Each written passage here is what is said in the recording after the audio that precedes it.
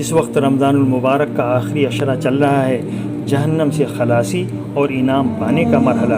इस अशरे में ख़ुद हुज़ूर अकरम सल्लल्लाहु अलैहि वसल्लम भी कमर कस लेते और ज़िक्र व तिलावत और तौबा व इस्तिग़फ़ार और सदका व खैरात की रफ़्तार तेज़ से तेज़ तर कर देते।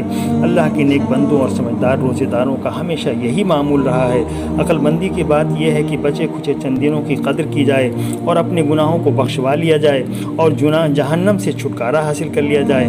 अपनों और गैरों से माफ़ी तलाफ़ी कर ली जाए।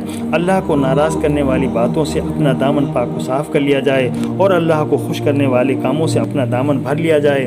रमज़ान के रोज़ों से सब्र, माफ़ी, खौफ खुदा, खुदा तरसी और इंसानियत दोस्ती का वो सबक सीख लिया जाए अगले दिनों में जिसकी सख्त ज़रूरत पड़ेगी, वरना अफसोस और नाकामी के सिवा कुछ हाथ ना आएगा। अल्लाह ताला हमारे रोज़ों को कबूल फ़रमाए और ज़िंदगी में दोबारा ये घड़ियाँ नसीब फ़रमाए।